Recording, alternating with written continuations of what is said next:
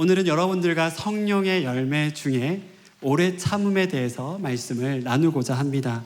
여러분은 오래 참음하면 어떤 이미지가 떠오르십니까? 회사에서 상사에게 욕을 먹어도 가만히 참는 것이 떠오르십니까? 저는 오래 참음하면 동생이 아무리 열받게 해도 제 감정을 접고 꾸역꾸역 접어서 마음 깊숙한 곳에 두고 가만히 참는 것, 이런 것들이 생각이 나더라고요.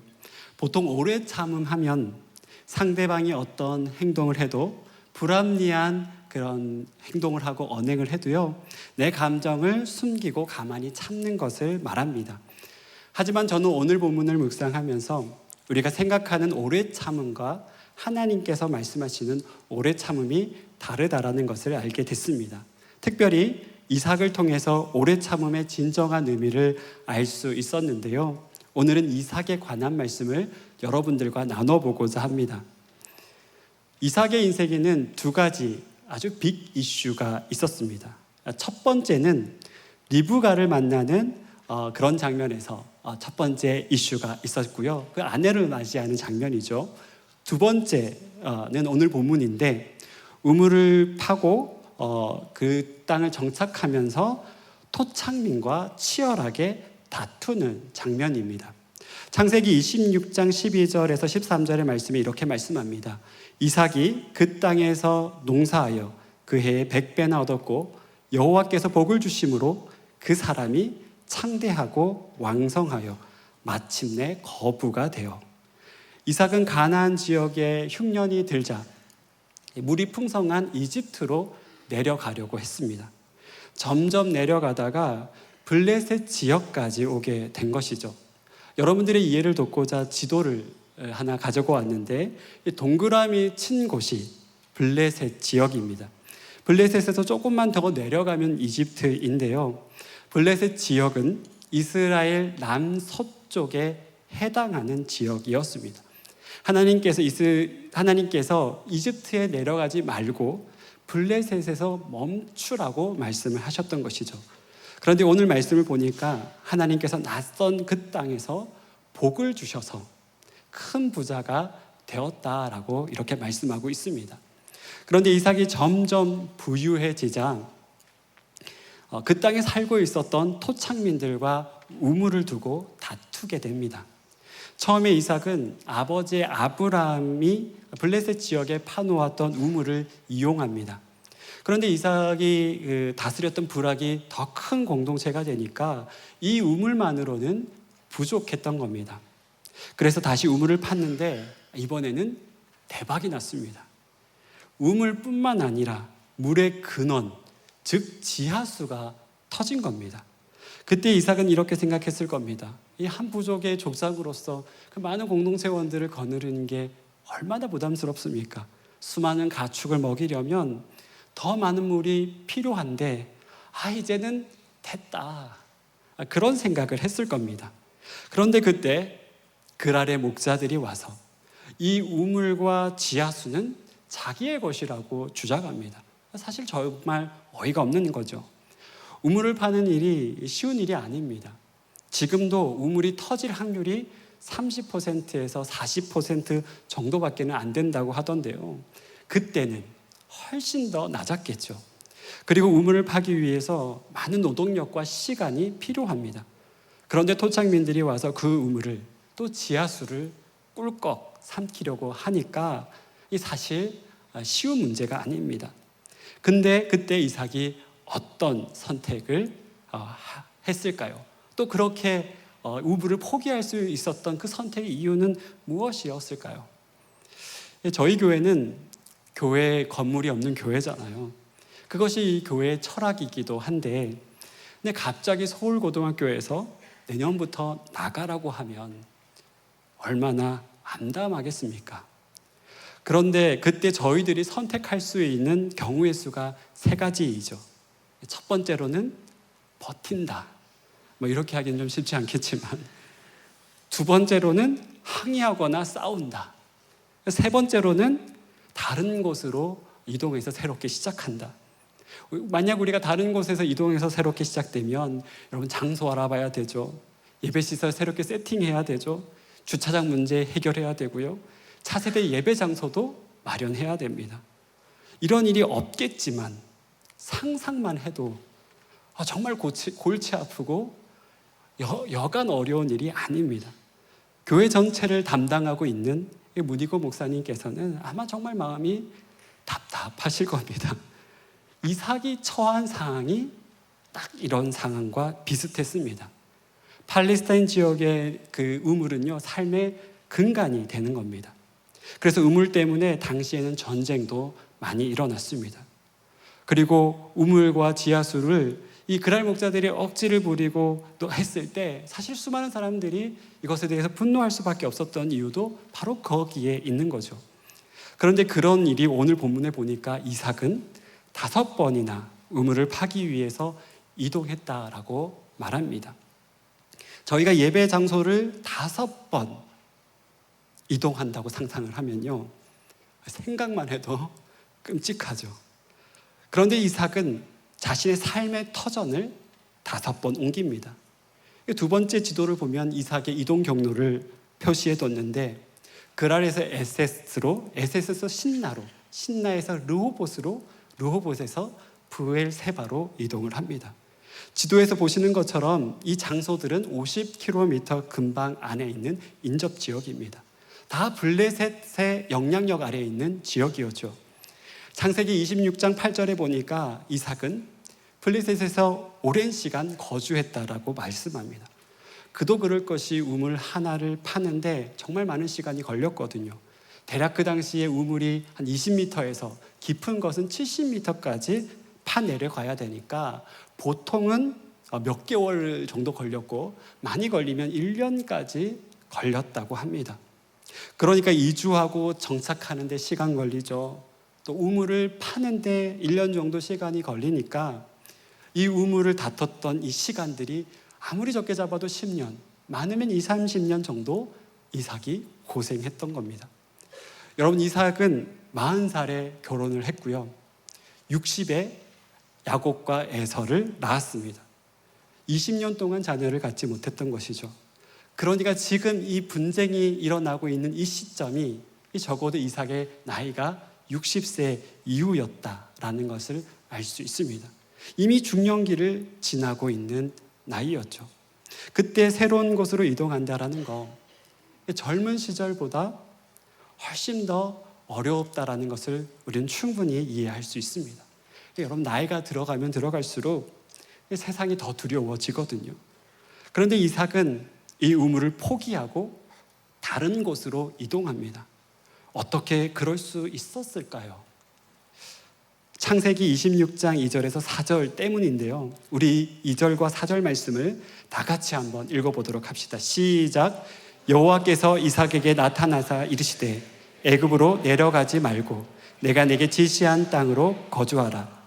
이 땅에 거류하면 내가 너와 함께 있어 내게 복을 주고 내가 이 모든 땅을 너희와 너희 자손에게 주리라. 내가 내 아버지 아브라함에게 맹세한 것을 이루어 내 자손을 하늘의 별과 같이 번성하게 하며 이 모든 땅이 내 자손에게 주리니 내 자손으로 말미암아 천하 만민이 복을 받으리라. 아멘. 이삭은 하나님께서 약속하신 것을 믿고 있었습니다. 오늘 본문 전에 그 가나안 땅에 큰 흉년이 찾아왔다고 말을 하는데요. 흉년이 찾아왔을 때 가장 쉬운 선택은 블레셋에 거주하는 것이 아니라 1년 내내 마르지 않는 강, 나일강이 있는 이집트로 내려가는 것이었습니다. 그런데 하나님께서 있으라고 한 곳이 바로 이스라엘의 남단, 즉 블레셋 지역이었던 것이죠. 이삭은 하나님이 약속하셨다면 그곳이 가장 좋은 곳이라는 믿음이 있었던 겁니다. 성경에 보면 아브라함은 부자라는 말이 나오지 않습니다. 맥락적으로는 부자였지만 직접적으로는 나오지 않습니다. 그런데 이삭은 큰 부자라고 말합니다. 그런 것으로 봤을 때 이삭은 아버지 아브라함과 비슷하거나 아니면 아버지 아브라함보다 더 큰 부자였다라는 것을 알 수 있습니다. 아브라함이 조카 롯을 구하기 위해서 가병 318명을 데리고 구출을 하는데, 그러니까 아브라함은 건장한 남자 318명을 데리고 있었던 족장이었던 겁니다. 거기 곱하기 4, 19 숫자 4를 곱하면 아브라함은 대략 1000명 정도를 거느리고 있었던 족장이었다는 것을 알 수 있습니다. 그런데 이삭은 아브라함과 비슷하거나 더 큰 족장이었겠죠. 그러니까 이삭은 적어도 1000명, 아니면 좀 더 많게 보면 2000명 가까이 되는 족장이었다는 것을 추론해 볼 수 있습니다. 한 주석가에 따르면 이삭 시대에 그 땅에 있었던 블레셋의 그 성읍 중에 가장 큰 성읍이 한 5000명 정도 됐다고 말합니다. 그러니까 이삭이 상당히 많은 그 수를 거느리는 족장이었던 거죠. 그러니까 블레셋 왕 아비멜렉이 이삭을 찾아와서 화친을 맺으려고 했던 겁니다. 한 성읍의 왕이 무시할 수 없을 정도의 규모를 가지고 있었던 족장이 바로 이삭이었던 겁니다. 그러니까 여러분, 그 힘을 가지고 얼마든지 그랄 목자를 자신의 힘으로 누를 수 있었고 싸울 수 있었습니다. 그런데 이삭은 그러지 않았습니다. 이삭은 하나님의 언약의 약속을 믿었습니다. 내가 있는 그곳이 그랄이라고 할지라도, 그리고 다툼이 있다고 할지라도 하나님이 있으라고 하는 그곳이 하나님께서 가장 좋은 곳이라고 믿었습니다. 이 믿음이 있었기 때문에 그는 싸우지 않고 이동할 수 있었던 것이죠. 창세기 24장과 26장을 묵상해 보면 이삭이 오래 참을 수 있었던 것은 하나님이 어떠한 분이신지를 경험했기 때문입니다. 흉년 속에서도 이삭을 큰 부자로 만드시고 낯선 땅에서 이방인으로 살아갔지만 자신을 선하게 인도하시는 하나님을 경험하면서 아버지 아브라함의 그 약속하셨던 것처럼 자신에게도 그 언약을 지키시겠다라는 그 하나님이 직접적으로 피부로 와닿았던 겁니다. 이것이 이삭이 오래 참을 수 있었던 이유였습니다. 그런데 이 말씀 속에서 이렇게 질문을 하는 사람이 있을 수 있을 것 같습니다. 한두 번은 새롭게 시작할 수 있는데 어떻게 계속 다시 시작할 수 있지? 라는 질문을 하실 수 있다고 저는 생각합니다. 여러분, 그래서 하나님께서 이삭을 통해서 우리에게 말씀하고 있는 겁니다. 중요한 샘플을 보여주고 있는 것이죠. 이삭은 5번이나 큰 리스크를 경험했습니다. 이삭은 자신이 경험하고 싶지 않은 어려움을 겪을 수밖에 없었습니다. 심지어 이삭은 식솔이 적지 않았고요. 책임져야 될 공동체가 컸습니다. 그래서 물이 없으면 큰 혼란과 위기를 겪어야 했고 리더십으로서는 정말 곤란했을 겁니다. 여러분, 우리도 이삭처럼 경험하고 싶지 않은 어려움을 겪을 때가 있습니다. 나는 회사를 정말 잘 다니고 열심히 다니고 있는데 직장 내 괴롭힘 때문에 이직을 해야 할 수도 있고 학교 폭력의 트라우마 때문에 그 상처가 나를 계속 괴롭힐 수도 있습니다. 심지어 원치 않은 병에 걸려서 정말 절망적인 순간이 내 삶 속에 다가오는 순간도 있고요. 남들에게 꺼내놓지 못하는 그런 어려움을 겪는 순간도 있습니다. 그런 상황을 맞이했을 때 이삭처럼 우린 우리 안에 분노와 또 마음의 심각한 괴로움을 가지게 됩니다. 여러분, 우물의 이름을 한번 보십시오. 이삭이 얼마나 괴로웠는지를 알 수 있습니다. 두 번째 우물의 이름이 에색이고요. 세 번째 우물의 이름이 신나입니다. 에색은 다툼이란 뜻이고 신나는 대적함이라는 뜻이죠. 마음에 얼마나 사무쳤으면 우물 이름을 에색, 신나로 지은 겁니다. 내 인생의 이정표, 한 이정표를 두 글자로 딱 압축했을 때, 와, 그 시기는 정말 치열하게 다퉜어. 또 시간이 지났는데 또 어떤 시기를 내 이정표를 딱 찍었을 때, 내 인생은 정말 대적하는 사람 때문에 정말 힘들었어 라고 이삭이 고백하고 있는 겁니다. 거기에 이 한이 서려 있는 거죠. 하나님께서는 이런 상황을 4번, 5번 이삭이 인생 가운데 연출하십니다. 하지만 이삭은 비슷한 상황을 경험할 때마다 그리고 정말 힘든 그 순간들마다 하나님께서 원하시는 선택을 합니다. 마치 믿음의 탑을 쌓아가듯이 믿음의 돌 위에 또 다른 믿음의 돌을 세워갑니다. 그 과정을 통해서 하나님을 향한 믿음이 더욱 견고해진 것이죠. 그래서 이삭은 싸우지 않고 참고 인내하며 또 다른 우물을 팔 수 있었습니다. 오래 참음의 열매는 한마디로 표현하면 믿음의 인내를 말합니다. 성령의 열매 중에 믿음과 관련된 열매는 오래 참음과 충성이 있는데요. 충성은 믿음으로 순종하는 것이라면 오래 참음은 믿음으로 인내하는 것입니다.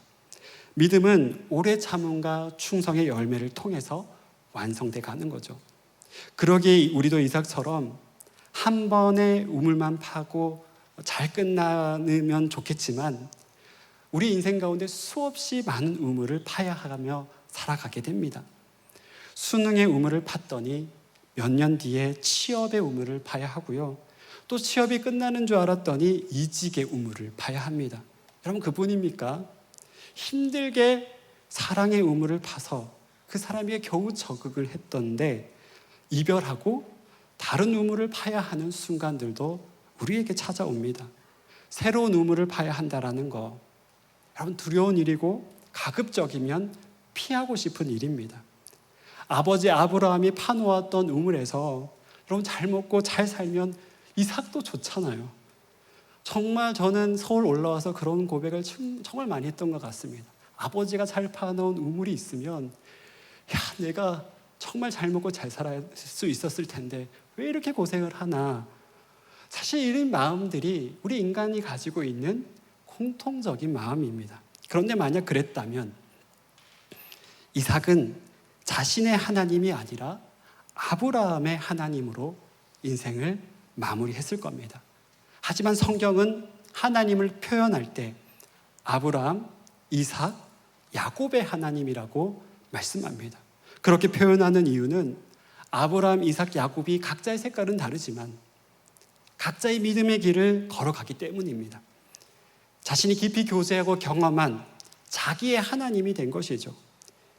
창세기에서 이삭의 분량이 짧을 줄 모르지만 그의 인생은 고난의 연속이었습니다. 그렇지만 그 고난 속에서도 믿음의 족장사에 한 획을 그을 수 있었던 것은 이삭이 영적 싸움에서 믿음을 지켜갔기 때문입니다.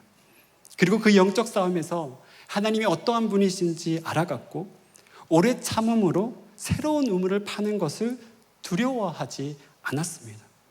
이삭은 하나님께서 지금 자신에게 가장 좋은 것을 주고 계시다는 것을 믿었기 때문에 믿음의 길을 걸어갈 수가 있었습니다.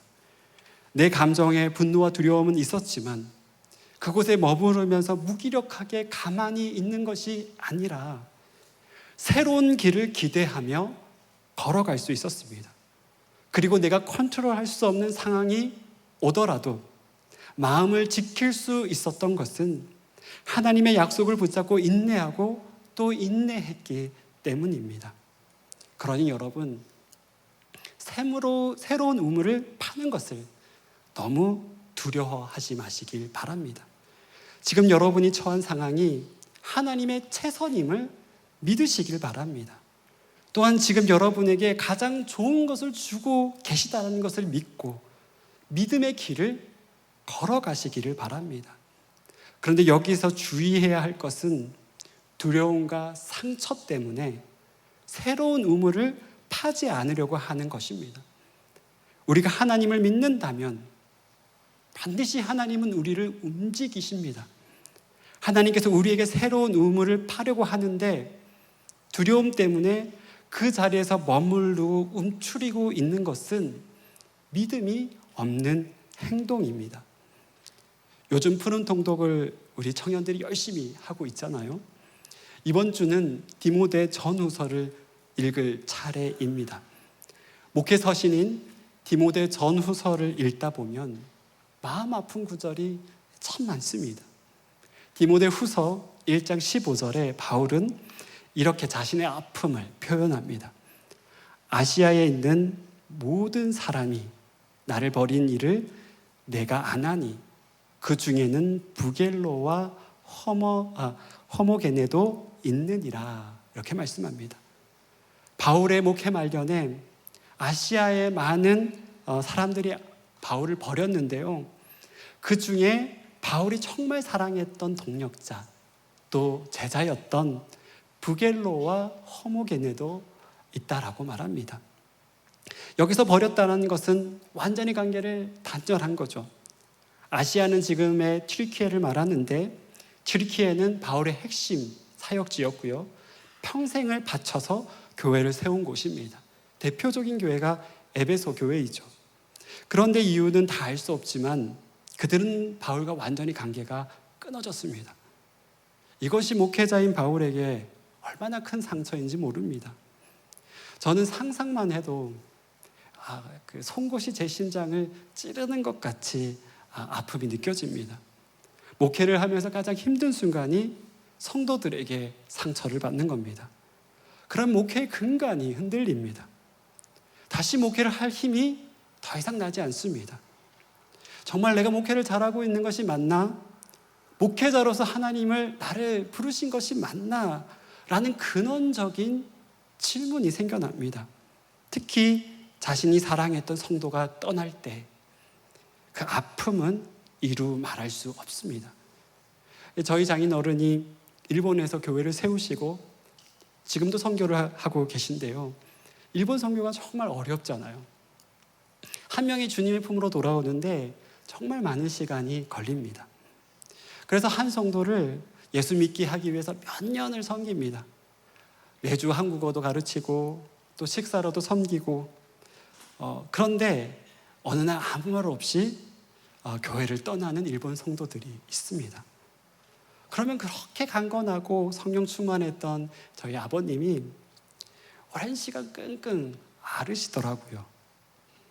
그런데 바울도 그렇고 저희 아버님도 그렇고 정말 존경스러운 것은 뭐냐면 새로운 의무를 파더라고요.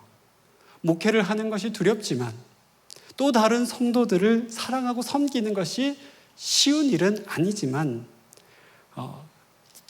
앞으로 또 상처를 받는다 할지라도 새로운 의무를 파더라고요. 여러분, 바울이 어떻게 그럴 수 있었겠습니까? 이제 바울이 노년이 돼서 자신의 곁에 아무도 없다고 말합니다. 얼마나 고독하고 외로웠겠습니까? 하지만 그는 그 순간도 자기가 열심히 젊을 때 그 달려갔던 순간이 아니라 노년이 돼서 자기 주변에 아무도 없었던 그 순간도 하나님의 최선이자 하나님의 선물이라고 그는 고백합니다. 바울은 마지막에 이렇게 말씀합니다. 어쩌면 바울의 마지막 그 말이라고도 할 수 있는데, 디모데 후서 4장 6절에서 8절을 이렇게 말하는데요, 우리 다 같이 이 말씀을 읽어보도록 합시다. 시작. 전제와 같이 내가 벌써 부어지고 나의 떠날 시각이 가까웠도다. 나는 선한 싸움을 싸우고 나의 달려갈 길을 마치고 믿음을 지켰으니 이제 후로는 나를 위하여 의의 면류관이 예비되었으므로 주 곧 의로우신 재판장이 그날에 내게 주실 것이며 내게만 아니라 주의 나타나심을 사모하는 모든 자에게도니라. 아멘. 바울이 이제 떠날 날이 얼마 남지 않았다고 말합니다. 그렇게 상처받고 힘들었으면 여러분 이제는 그냥 좀 쉬어도 되잖아요. 그런데 그 순간에도 지금 바울이 뭐 하고 있냐면 다음 세대 목회자인 디모데를 세워가기 위해서 최선을 다하고 있는 겁니다. 교회를 위해서, 그리고 자신을 사랑했던 그 성도들을 위해서 모든 것을 다 하고 있는 겁니다. 마지막까지 자신이 팔 수 있었던 의무를 받던 거죠. 특히 바울은 믿음을 지켰다고 말합니다. 즉 그는 끝까지 인내하며 오래 참았습니다. 비록 자신의 마음에 상처는 남았지만 그는 이 싸움을 끝까지 싸웠을 때 그 믿음이 더욱더 견고해졌던 것이고요, 그의 마음속에 하나님의 나라의 꿈을, 그 소망을 품었던 겁니다. 그런 의미에서 바울의 인생이야말로 가장 가치 있는 인생이었고 가장 의미 있는 인생이었으며 또한 저는 가장 행복한 인생이었다라고 믿습니다. 왜냐하면 그 안에 선한 싸움을 싸워서 그 싸우는 가정 속에 힘든 것만 있는 것이 아니라 그 안에 소망이 가득 부어졌기 때문입니다. 상처와 아픔을 상쇄할 만큼 기쁨과 감사와 찬양이 그 안에 있었던 거죠. 이제 말씀을 좀 맺으려고 합니다. 로마서 5장 3절에서 5절은 이렇게 말씀합니다. 다만 이뿐만 아니라 우리는 환난과 있는 중에서도 즐거워하나니 이는 환난은 인내를, 인내는 연단을, 연단은 소망을 이루는 줄 알미로다.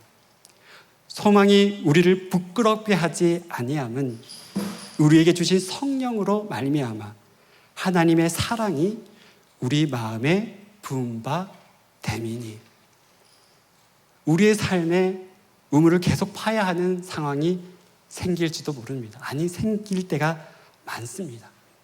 우리는 그럴 때마다 고민하고 갈등하겠죠. 하지만 하나님께서는 환난을 통해서 인내를, 또 인내를 통해서 연단을 통해서 소망을 이루어 가신다고 말씀하고 있습니다. 환난, 인내, 연단까지를 우리는 믿음의 싸움이라고 말하고 또 오래 참음이라고 말합니다. 그런데 꼭 기억해야 할 것은 인내와 연단의 시간 속에서도 하나님께서는 우리에게 좋은 것을 주시는 분이라는 것을 잊지 마시기를 바랍니다.